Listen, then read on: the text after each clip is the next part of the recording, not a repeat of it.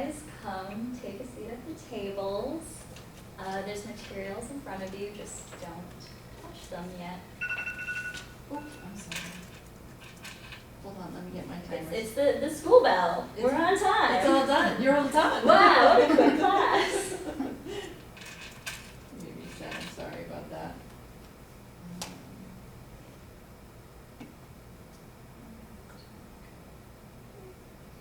Okay, go ahead. So, here's our agenda today. We'll have a quick lesson, do a gallery walk, and have a wrap up. So, to start, on a little post-it note, write your name and then what you already know about the Mayflower and Pilgrims. It can be one fact. And when you're done, come fit it on the K flag on Plymouth Rock. Okay, so that'll probably take 3 to 5 minutes. So, you're starting the research process. The teacher has already done the planning stages with you, and now you're going to do the do. And the first stage of the do is to ask questions.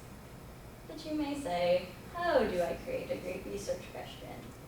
That is what we're here to do. So we have thin questions. Thin questions have all the answers right there. You can look at this cookie and know right away that it is chocolate chip. These questions deal with specific content, the who, the when, the where, and the answers to thin questions are short and close-ended. Close-ended meaning they can be answered with yes or no, and they only need one answer with one sentence. Then we have the thick questions, and like cookies, you want thick questions. So these mean you have to search more. So if you were to see this cookie, you might not know it's a chocolate chip cookie, so you open it up inside. So these questions require more than 1 or 2 word responses. It deals with big pictures and large concepts. And thick answers require you to think and search for answers in the material. So comparing thick and thin. Thin for who, what, when, where, how many. Thick for why, what if, what might, how would I feel? How does blank feel about blank? I wonder why, how come, how would, what is happening, so what? What does blank mean by blank? So we're going to do a quick activity about questions using Finding Nemo. So who are the main characters in the movie? Is this a thin question or a thick question? Raise your hand if you think it's thin. Raise your hand if you think it's thick. It is a thin question.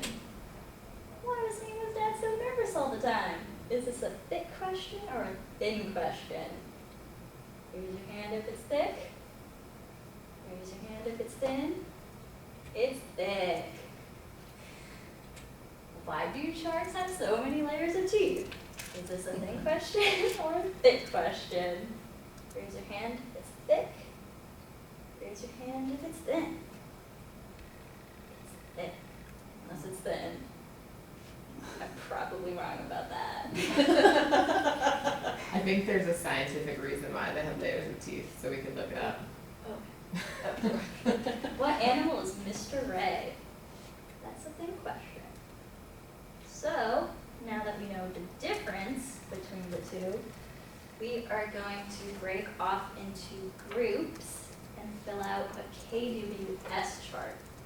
So in the K, at your station, you will write 2 facts that you already know, and then in the W, 3 thin questions.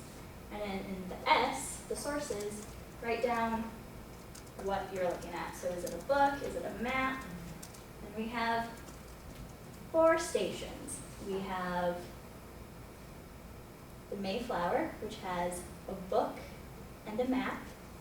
And then over here, we have the Plymouth Plantation Pilgrims, which has the book and photographs. Then over here, we have the Mayflower Compact, which has a book and a document.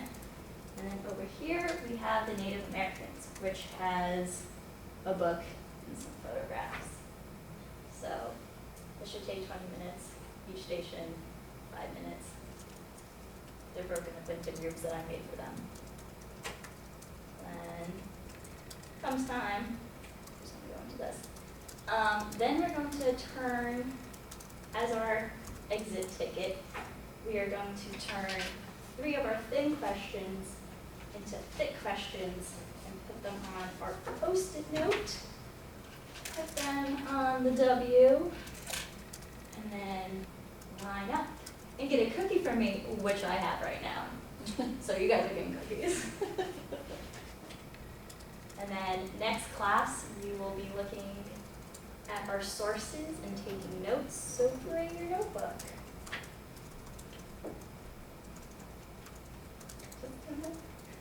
Courtesy of me.